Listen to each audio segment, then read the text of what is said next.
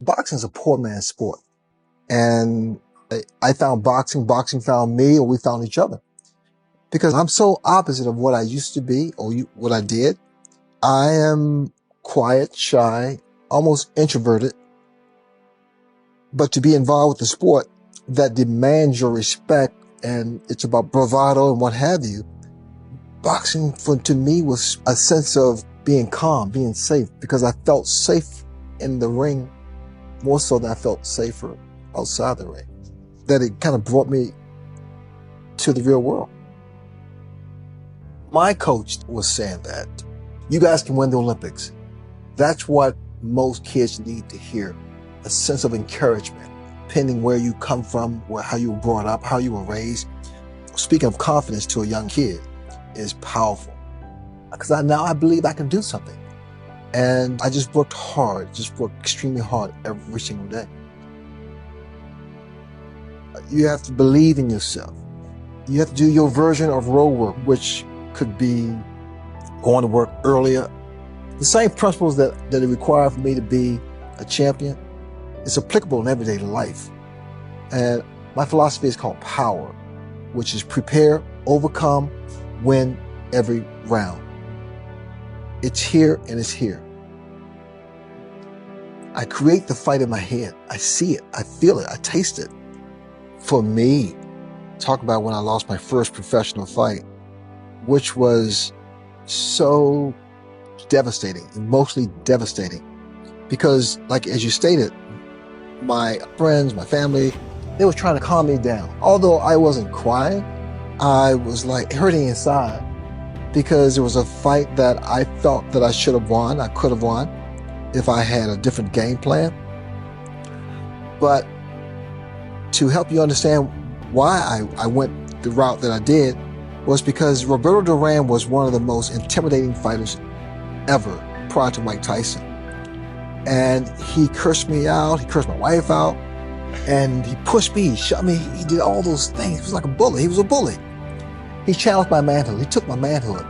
And I said, you know what, I'm gonna beat this guy at his own game. And I went into that ring and I was fighting toe-to-toe, which I should not have done. I mean, no one likes to lose, no one. But what makes you a winner is coming back, is getting up from knockdowns. And I lived with that for a few months. And I said, you know what, I can beat this guy. So I came back to show Roberto Duran that I can come back. So it was good for me. Well, I tend to choreograph the fight because in my head, I was good at breaking you down. And I would study tapes of you, watch your pet peeves. I would understand what makes you tick, what makes you upset, and I would play on those things. All those things were just, for me, ways of breaking you down, fundamentally, break you down. But more so here, because if I make you miss enough, well, and then I make you pay for those misses, then you doubt yourself. Because that's why they call it the sweet science of boxing. Right. Doubt, first and foremost, is always, let's say, present. Although we won't admit it, but we do doubt ourselves. That comes into play when you're not sure. We're sure what we want, but not really sure how to get there. I pause, give myself time. And although pause can be 5 seconds, pause can be 10 seconds, it can be 10 minutes, it can be 10 days. You gotta let this thing and this thing come together. Your heart and your mind. It all has to work as a unit, one piece, doing your due diligence to make sure you have all the information. Because when I do my road work is running 4 or 5 miles, but my road work is also checking out and knowing your weak points and strong points. It's all those things that makes a winner. Muhammad Ali gave me some advice many, many years ago. He said, Ray, be your own man, but control your own legacy and sign your own checks. I didn't understand what he was talking about, but I also wanted to be different than most fighters, unfortunately, who have fallen on the wayside.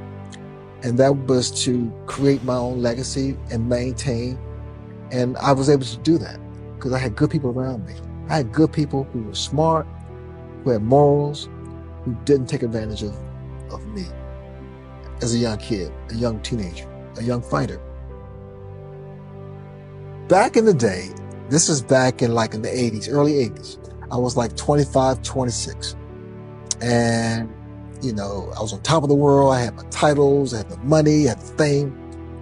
And I wasn't prepared to do anything else. So now all of a sudden I meet new friends, and all those friends turn me on to something they call cocaine. So I became an addict, I became an alcoholic, and I did all those things and give myself no respect. And I did that for a couple of years. But the thing about it, I thank God, I'm a blessed man. I mean, I am a guy who had good people around him. And also I surrendered myself. If you don't come to grips with who you are, you'll never be happy. I am the happiest I've ever been in my life, because now I'm okay in my own skin. But I am cool with who I am. I mean, I can walk into this room and if no one recognizes me, it's okay. It's okay. I'm okay with who I am. Life is a fight. Life is a challenge. And everyone is not nice. Everyone don't have morals. And some people try to take what you have. I mean, all of those things. And I just found a place recently in the past couple of years that has made me the man I am today. I've been 10 years sober. It was hard for me to say I'm an alcoholic because I'm Sugar Ray Leonard. When I finally was able to say that, my life got better. My life got so much better. And I was sexually abused as a kid, and I kept it to myself for many, many years. It ate me for so long, and I thought it was just me who that happened to. And at certain times of the year or times of the month, it resurfaced. I never dealt with it. I always pushed it away. And the way I pushed it away was drinking or drugs. It wasn't until I faced the reality of what happened to me and accepted that and moved on that I became a better man, a better father, a better husband. It was such a release. And when I talked about the sexual abuse, I would get so emotional, really, really emotional. It's so vivid in my mind. I could smell his breath, I could smell his body, I could smell it was that real, and it is that real. It took my life away because I was never happy. As much fame as I had or money as I had, I was never happy. I drank to be happy. I did cocaine, a lot of it, to be happy. So my life, for the most part, was shut down, was blacked out. And people saw me. What they saw was an individual who achieved significant stuff, but wasn't really happy, because all of a sudden now I'm saying, who likes me for who I am? It was getting to that point. My biggest problem, I suppressed things. I would never tell you what I just told you today. I would keep it to myself. If it's bothering me, if you did something wrong, I wouldn't tell you. Of all the things, I'm non-confrontation. But I found out that stress and keeping things inside can kill you. And no, it will kill you. There's no greater feeling to me than to give back, to make a difference. Whether it's a phone call to some fan is wonderful. It's something that you don't have to tell me twice. I got a call, and this guy, he was given a few months to live, but he wanted to speak to me. He wanted to say hi. Wow, Jesus. And it's really resonated. It was like, oh. I said, I gotta call this guy. And I did call him. I spoke with him for about an hour. And I talked to this guy. I was in tears, man. And I said, man, you keep fighting, man. He said, Ray, talking to you right now, man, it has given me so much more life and so much more courage. It's just little things that you do or you can do that makes a difference in someone's life. And I cherish that moment. And I valued that time with that young man. I've been blessed in so many ways. It's nothing for me to make a phone call. But to him, that gave him another day, another week, another month on this earth. It It costs nothing to be nice. It costs nothing to be nice. What's your definition of a life well lived? It's about pursuing and accomplishing your dreams. I tell people all the time to dream the dream, because your dreams are like a GPS towards your success. Your dreams are what allows you to see the light at the end of the tunnel. It's what gives you motivation, determination, and you go for that. You go for that dream. You reach out and you work hard, because people tell other people what they can't do. So they tell you, you can't do that. And a lot of times, 9 times out of 10, we believe them. But they're telling you what they can't do. Don't let them tell you what you can't do. I talk about success. I talk about victory. Victory is defined in so many ways.